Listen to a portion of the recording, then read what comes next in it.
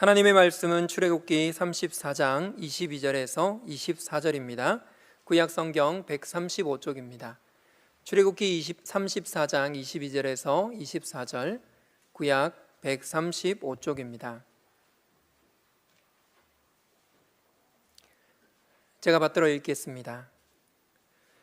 77절 곧 맥추의 초실절을 지키고 새말에는 수장절을 지키라. 너희의 모든 남자는 매년 3번씩 주 여호와 이스라엘의 하나님 앞에 보일지라. 내가 이방 나라들을 내 앞에서 쫓아내고 내 지경을 넓히리니 내가 매년 3번씩 여호와 내 하나님을 뵈려고 올 때에 아무도 내 땅을 탐내지 못하리라. 아멘. 오늘은 맥추 감사절로 지킵니다. 한 해의 절반을 달려온 지금까지 지켜주신 분이 분명 하나님 한 분이심을 우리는 다시 한번 고백합니다. 먼저 준비된 동영상 한번 보시겠습니다.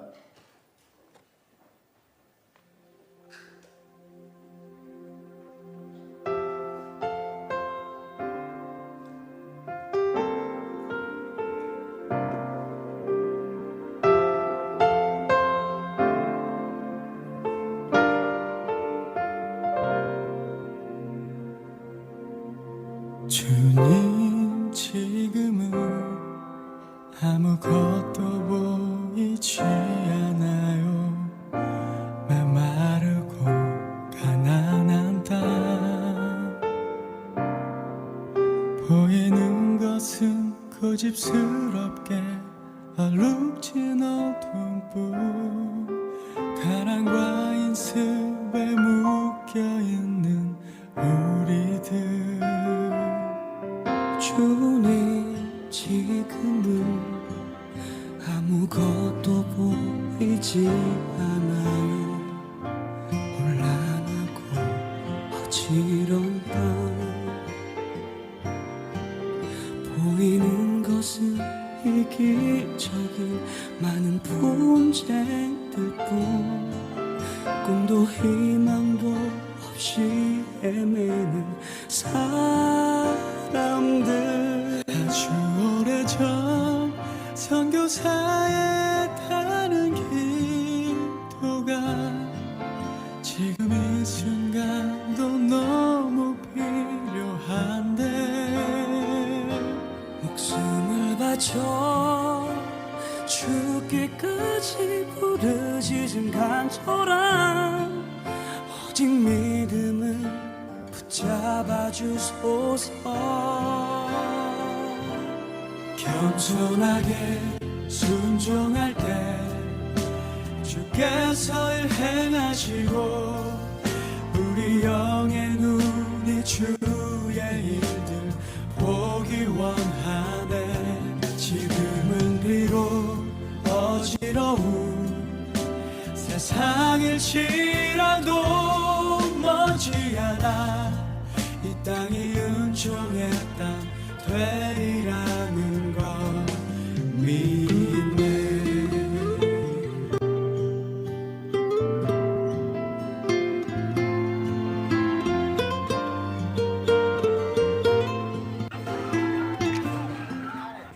사진이 올라왔습니다. 미얀마 군부 쿠데타 사태가 일주일째로 접어든 가운데 미얀마에서 쿠데타에 대항하는 전국적인 시위가 계속 확산되면서 군부 쿠데타에 항의하는 미얀마 시민들의 시위가 계속되고 있습니다. 목숨을 바쳐 죽기까지 부르짖은 간절함, 오직 믿음을 붙잡아 주소서. 겸손하게 순종할 때 주께서 일 행하시고, 우리 영의 눈이 주의 일들 보기 원하네. 지금은 비록 어지러운 세상일지라도 머지않아 이 땅이 은총의 땅 되리라는 걸. 겸손하게 순종할 때 주께서 일 행하시고, 우리 영의 눈이 주의 이름 보길 원하네. 지금은 비록 어지러운 세상일지라도 머지않아 이 땅이 은총의 땅 되리라는 것 믿네.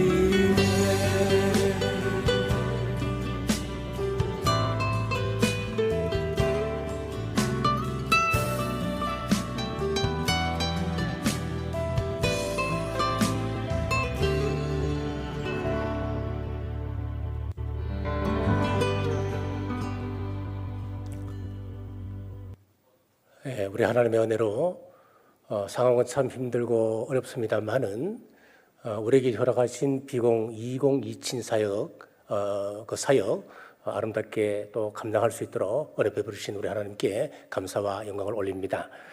앞으로도 우리가 가는 길 오직 하나님의 인도와 보호가 있어야 가능합니다.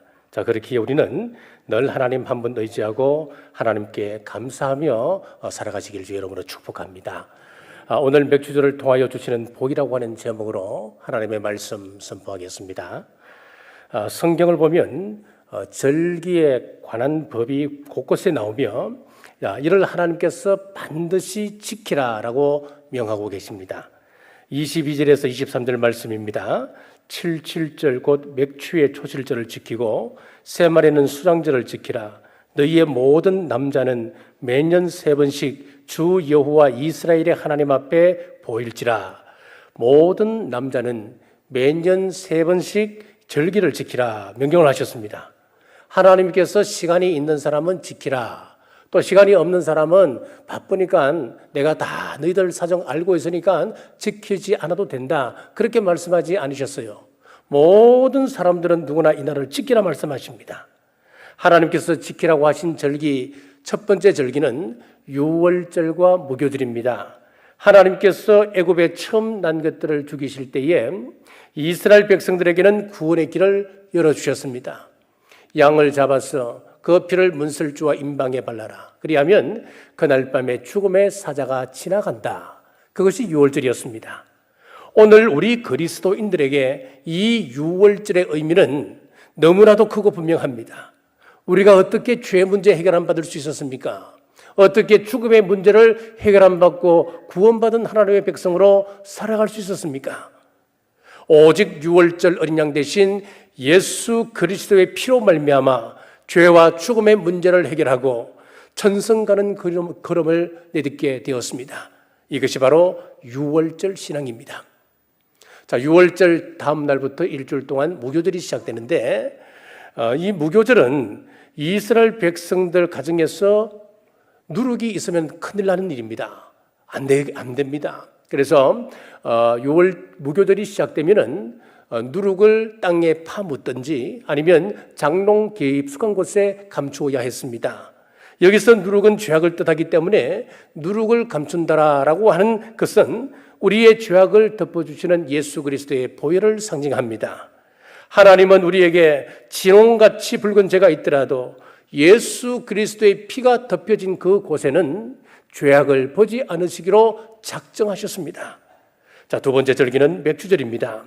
자, 이날은 초실절로부터 7주 만에 드리는 절기라 그래서 77절이라고 이야기하고 초실절 후 50일째 되는 날 드리는 절기라 그래서 오순절 그렇게 말하기도 합니다. 민수기 28장 26절에 보면은 처음 익은 열매를 드리는 날이다라고 했습니다. 이스라엘 백성들이 가나안 땅에 들어가서 그 첫 열매에 대해 감사하는 절기는 신약에 와서 오순절날 신령한 첫 열매 교회를 탄생시켰습니다. 세 번째 절기는 수장절, 즉 초막절입니다. 가을이 되어 수확한 곡식을 창고에 저장합니다. 이 수장절은 우리 예수님 재림 시 믿는 자는 거두어 천국 곳간에 들이시고 믿지 않는 사람들 쭉쟁이는 태워버리는 심판의 날을 예표하고 있습니다. 성경의 3대 절기가 주는 결론은 하나입니다. 그것은 바로 감사입니다. 이 모든 것은 감사의 절기입니다. 그래서 감사가 빠져버리면 이 절기는 의미가 없습니다. 감사는 히브리 말로 토다라고 하는 단어를 사용하는데 이 토다라고 하는 단어는 내어 던진다 그런 뜻을 가지고 있습니다. 나의 모든 것, 나의 전 존재, 나의 삶 전체를 하나님 앞에 내어 던진다, 하나님 앞에 맡긴다 그런 의미를 가지고 있는 겁니다. 나야가라 폭포 위에서 외주를 걸치고 최초로 건넌 사람이 있습니다. 바로 브랜든이라고 하는 사람인데 이 사람이 나야가라 폭포를 건넌 다음에 다음과 같이 장담을 했습니다. 앞으로 다음 도전은 바퀴가 하나 달린 수레에 사람을 태우고 장대를 잡고 건너는 것이 아니라 그 수레를 밀면서 그 나야가라 폭포를 건너겠습니다 라고 호언장담을 했습니다. 대부분의 사람들은 그 말에 회의적이었습니다. 수레를 밀게 되면 균형을 잡을 긴 장대를 잡지 못하기 때문에 그 위로 걷어가지 못한다는 겁니다. 자, 그런데 더 문제는 무엇이냐면은 수레에 탈 사람이 없다고 하는 것입니다. 누가 그 수레에 탈 수 있겠습니까? 그러던 어느 날 한 여자가 찾아왔습니다. 사람들은 당신 말을 믿지 않지만은 나는 당신의 말을 믿습니다. 내가 타겠습니다. 토다, 감사라고 하는 말은 바로 이런 것입니다. 그 사람 앞에서는 당신이 최고입니다. 당신은 위대한 사람입니다. 라고 이야기할 수 있을지 모르지만은 그 사람을 믿고 손수레에 타는 것은 쉽지 않은 일입니다. 마찬가지로 입으로는 주여 주여 말하지만은 우리가 하나님 앞에 나의 모든 것을 내어 맡기는 삶은 어렵다고 하는 것입니다. 절기라고 하는 것은 우리 삶 과정 속에 포함된 사건으로 반드시 지켜야 하는데 내어 맡기는 것입니다. 그러므로 지키라고 하는 명령으로 끝나지 아니하고 이 명령을 지키는 것이 참 힘들고 어렵기 때문에 하나님께서 이 명령을 지키는 사람들에게는 다음과 같은 복을 약속하셨습니다. 첫째, 이방 나라를 쫓아냅니다. 24절 상반절입니다. 내가 이방 나라들을 내 앞에서 쫓아내고, 본문 중에 쫓아내고 라고 하는 이 단어는 히브리 원문의 표현을 보면 야라쉬라고 하는 단어를 사용하는데 몰아내다, 멸망시키다 그런 뜻을 가지고 있습니다. 한마디로 대적들을 축출할 뿐만 아니라 그들을 완전히 파쇄하여서 완전한 승리를 거두게 해주신다고 하는 말씀입니다. 이스라엘이 앞으로 가나안 땅에 들어가서 그들이 맞서 싸워야 할 가나안 7족속, 그들은 만만한 사람들이 아니었습니다. 강대한 대적들이었습니다. 특히 가나안 7족속에 대해서 성경은 네피림의 후손 아낙 자손이다 그렇게 묘사를 하고 있습니다. 민수기 13장 28절에서 29절입니다. 그러나 그 땅 거주민은 강하고 성읍은 견고하고 심히 클 뿐 아니라 거기서 아낙 자손을 보았으며 아말렉인은 남방 땅에 거주하고 헷딘과 여부스인과 아모르인은 산지에 거주하고 가나안인은 해변과 요단가에 거주하더이다. 자, 이 사람들의 특징이 어떻습니까? 강하다 그랬습니다. 그 성읍은 어떻습니까? 견고하고 심히 크다라고 말씀하고 있습니다. 그러나 여호수아와 갈렙은 믿음으로 그들을 정복했습니다. 사무엘서에 보면 그인 골리앗이 나오는데 골리앗도 이들의 후손이었습니다. 다윗 또한 오직 하나님 한 분 의지하고 싸울 때에 골리앗을 쳐 무찌를 수 있었습니다. 성경은 전쟁의 승리가 숫자나 물리적 힘의 차등에 따라서 결정되지 않음을 역설하고 있습니다. 그렇습니다. 여호와의 전쟁은 숫자가 아니라 순종의 여부, 감사의 여부가 결정을 하는 것입니다. 오늘 본문에서도 이스라엘이 하나님 베푸신 그 은혜를 기억하고 감사하며 기쁨으로 절기를 지키면 대적들의 땅을 점령해 나가겠다 하나님께서 약속하고 계십니다. 여러분, 우리는 성경에 기록된 그 약속의 말씀을 있는 그대로 믿으셔야 됩니다. 그대로 믿고 순종해야 합니다.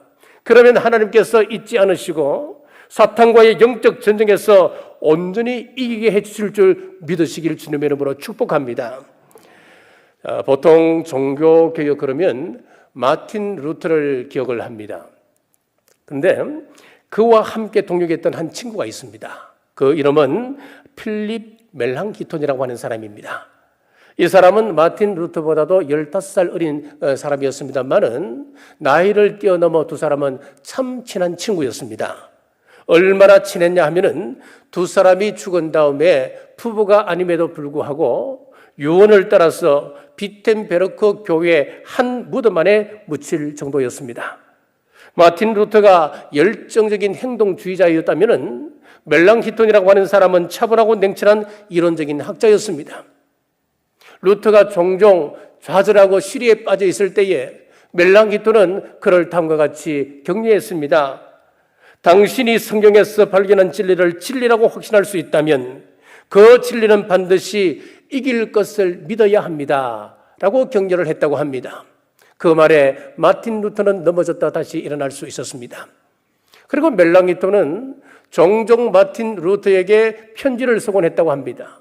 편지를 쓸 때마다 다음과 같은 이 구절은 꼭 기록을 했습니다.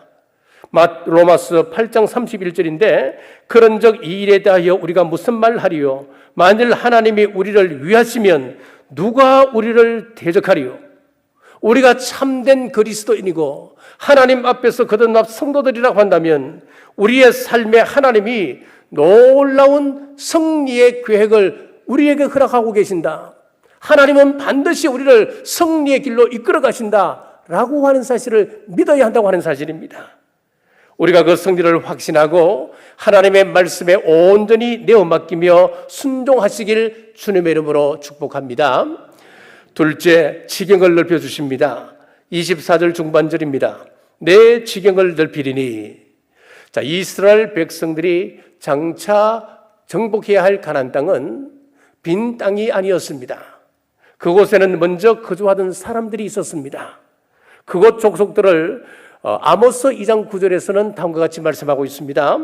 내가 아무리 사람을 그들 앞에서 멸하였나니 그 키는 백향목 높이와 같고 강하기는 상수리 나무 같으나 그 키가 백향목처럼 높았다 그랬습니다. 강하기는 상수리 나무처럼 강하다 그랬습니다.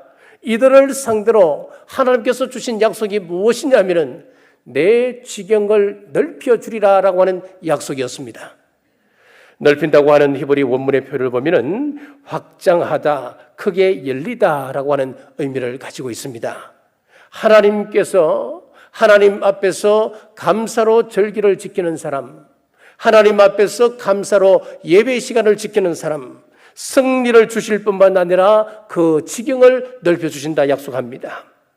이 축복은 감사로 제사하며 맥주절을 지키며 감사하는 자들의 것입니다. 이 축복의 주인공이 되십시오. 날로 번영케 하시는 하나님의 축복을 체험하며 사시기를 바랍니다. 출애굽기 23장 31절에 보면 그 지경을 홍해에서부터 볼레셋 바다까지 주시겠다 했습니다. 제가 읽겠습니다.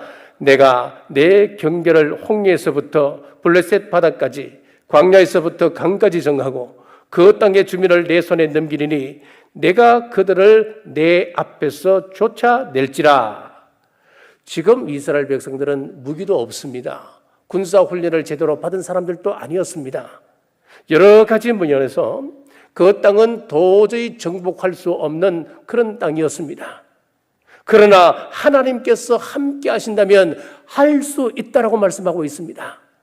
레위기 26장 8절에 보면은 또 너희 다섯이 백을 쫓고 너희 백이 만을 쫓으리니 너희 대적들이 너희 앞에서 칼에 엎드러질 것이며 라고 말씀합니다. 그렇습니다. 여호와의 전쟁은 숫자로 판가름 나는 것이 아니었습니다. 여호와께서 어느 편에 계시냐에 따라서 전쟁의 승패가 갈라지는 것이었습니다. 하나님께서 5명과 함께 하시면 100사람을 쫓아내고 100사람과 함께 하시면 10,000명을 이긴다라고 성경은 분명히 말씀합니다. 기도원의 300용사를 보십시오. 얼마나 연약합니까? 그들이 어떻게 10만 명이 넘는 군대를 이길 수가 있단 말입니까? 그런데 하나님께서 함께 하시고 성령의 영이 그들과 함께 동행하시니까 300명이 10만 명을 이기는 역사가 일어나는 겁니다. 하나님의 사람 히스기야가 하나님을 의지하고 하나님 앞에 감사하며 기도할 때에 18만 5천 명의 적군을 칼 하나 쓰지 아니하고 물리쳤습니다. 순종하기만 하면은 하나님께서 함께 하심으로 형통케 하시기만 한다면 위대한 승리의 주인공이 될 줄 믿으시길 바랍니다. 요한일서 5장 4절에서도 대저 하나님께로서 난 자마다 세상을 이기느니라. 세상을 이긴 이금은 이것이니 우리의 믿음이니라 라고 하셨습니다. 요즘 때가 때이니만큼 종교 다원주의 그리고 혼합주의, 세속주의가 바늘칩니다. 그들이 말하는 평화 좋은 말이지요. 그들이 말하는 인권 좋은 말입니다. 그러나 여기에 지금 세계가 열광하고 국민이 열광을 합니다. 그러나 복음이 없다면 단호하게 노라고 이야기할 수 있어야 됩니다. 여기에 대해서 두려워할 필요가 없습니다.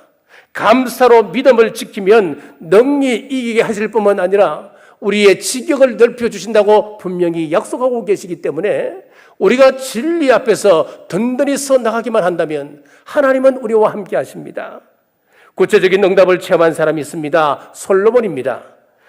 역대하 9장 26절에 보면 솔로몬이 유브라데 강에서부터 블레셋 땅과 애굽 지경까지의 모든 왕을 다스렸으며 솔로몬이 이 축복을 받게 된 이유가 무엇일까요? 그 아버지 다윗의 믿음 때문이었습니다. 다윗은 늘 감사함으로 하나님 앞에 제단을 쌓았던 사람이었습니다. 늘 감사함으로 하나님 앞에 감사 기도 올렸던 사람이 다윗이었습니다. 감사의 사람이었습니다.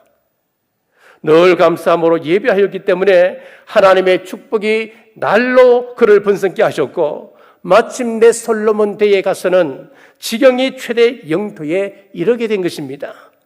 모세를 통해 주신 이 약속이 순종하는 자에게 순종하는 그 가문을 통하여 온전히 이루어지게 되었습니다. 하나님은 지금도 감사하는 사람들, 감사로 제사하며 감사로 예배하고 순종하는 자들에게 복을 베풀어 주십니다. 그 지경, 그 영향력을 넓혀 주십니다. 영국의 대설교가 스펄전 목사님은 이런 말을 하였습니다. 촛불을 보고 감사하는 사람에게는 하나님께서 전깃불을 허락해 주시고 전등불을 보고 감사하는 사람에게는 하나님께서 달빛을 허락하시고 달빛을 보고 감사하는 자에게는 하나님께서 햇빛을 허락하신다. 햇빛을 보고 감사하는 사람에게는 하나님께서 촛불도 전등불도 달빛도 필요 없는 영원한 천국을 주신다라고 했습니다. 우리는 어떤 상황에서도 감사하고 늘 감사를 생활해야 합니다. 그것이 우리 삶을 복되게 함을 믿으시길 주님의 이름으로 축복합니다. 셋째, 이방 나라들이 땅을 탐내지 못하게 하신다 했습니다. 24절 말씀입니다. 내가 이방 나라들을 내 앞에서 쫓아내고 내 지경을 넓히리니 내가 매년 3번씩 여호와 내 하나님을 뵈려고 올 때에 아무도 내 땅을 탐내지 못하리라. 탐낸다라고 하는 히브리 말을 보면 아마드라고 하는 단어를 씁니다. 이 아마드라고 하는 단어를 보면은 탐스럽다, 몹시 바라다, 열망하다 그런 뜻을 가지고 있습니다. 자, 여기서 보면 탐하다 할 때 누가 탐하는 겁니까? 지금 이방 열국들이 탐하다 그렇게 이야기하는 거예요. 그럼 무슨 이야기냐면은 이스라엘 백성들에게 기업으로 주신 적과 꿀이 흐르는 그 가나안 땅을 대적들이 얼마나 호시탐탐 노리고 있는가 하는 것을 표현하고 있는 말씀입니다. 하지만 하나님은 이스라엘이 감사함으로 절기를 지키면 대적들로부터 온전히 지키신다 말씀하고 있습니다. 자, 사실 절기를 지키려면 이스라엘 전역에 뿔뿔이 흩어져 있는 성인 남자들은 1년에 3차례 무조건 예루살렘에 올라가야 합니다. 남자들이 자연스럽게 집을 비우게 되는 거예요. 이것은 의무상이었습니다. 남자들이 집을 비우게 되면 많게는 3, 4일씩 집을 비우지 않겠습니까? 예루살렘에서 가장 먼 곳에는 가는데 하루, 오는데 하루, 그리고 하루 머물러야 되고, 그럼 최소한 3일 아닙니까? 그러면은 이 3일 동안, 최소 3일 동안은 남자가 없는 거예요. 그 마을에 남자가 없는 거예요. 그럼 집은 누가 지킵니까? 그 마을은 누가 지킵니까? 당연히 도둑들, 적군들의 위협에 노출될 수밖에 없는 위험한 상황에 처하지 않겠습니까? 하지만 하나님께서는 감사하며 절기, 즉 예배를 지키기 위해 피운 그 동안에는 위험을 막아주겠다 약속하고 계십니다. 감사하는 자기 백성들을 철통같이 지켜주시겠다 말씀하고 있습니다.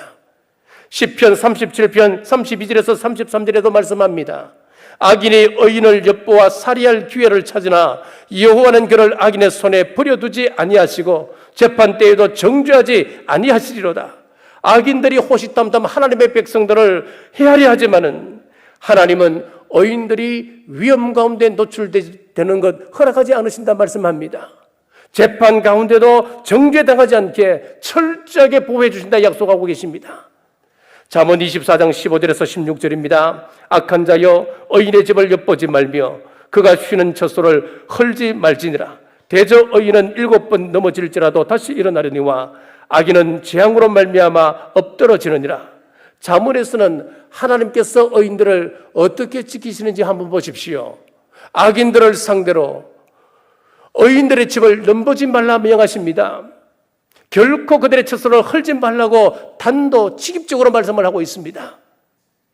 의인들을 다시 일으켜 세우시는데 7번 넘어지더라도 반드시 의인의 길은 승리의 길이라고 하는 것을 말씀합니다.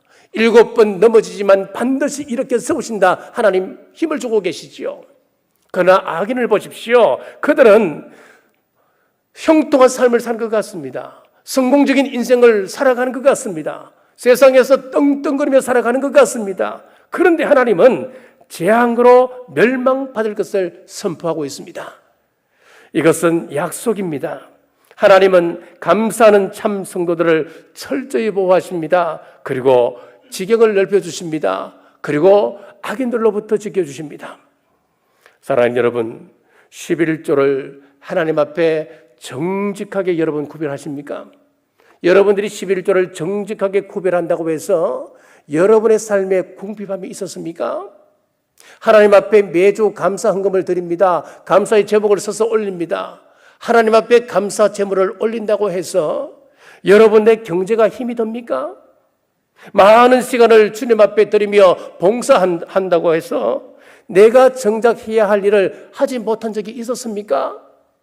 아니었습니다. 오히려 물질을 채워주시고 짧은 시간 동안 일을 처리할 수 있는 지혜를 우리에게 허락해 주셨지 않습니까? 어떤 사람들은 열심히 벌어서 1년 연봉이 수억이 된다는 사람이 있습니다. 그러나 밑빠진 독에 물 붓듯이 이 모양 저 모양으로 슬슬 빠져나가서 마이너스 통장이 된다는 사람이 여러분 혹 있지 않습니까? 하지만 어떤 사람은 연봉이 불과 2-3천만 원을 할지라도 하나님께서 함께 하시면은 빠져나가지 않게 하시는 거예요. 그 작은 연봉이지만은 그 통장에 차곡차곡 쌓이게 하나님께서 만들어 주신다는 겁니다. 내 인생 내가 알아서 하면은 다 잘 될 것 같지만은 그렇지 않습니다. 하나님의 보호하심 속에 살아가지 않는다면 한순간도 우리는 편한 날을 살아갈 수가 없는 것입니다. 우리가 하나님을 위하시면 하나님께서 우리를 위하십니다. 우리가 하나님 앞에 감사하면 하나님도 우리의 산업을 지켜주시고 우리에게 감사할 조건을 더 풍성하게 허락해 주십니다. 하나님은 결단코 손해보게 하지 않으시고 반드시 보장하시되 넘치도록 채워주실 줄 믿으시길 주님의 이름으로 축복합니다. 말씀을 뵙겠습니다. 우리가 살아가는 이 시대를 4차 산업혁명의 시대라 말합니다.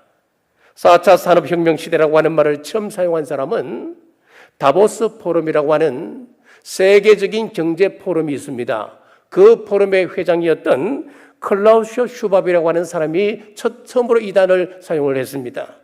그런 2025년을 변곡점이라 하여서 엄청난 변화가 일어나는 시기로 그 기점을 봤습니다.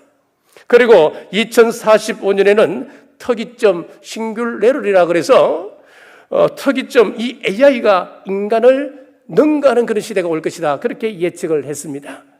그런데 슈밥이 2025년을 변곡점이라고 했지만은 전 지구적 변곡점이 지난 2020년에 이미 왔습니다.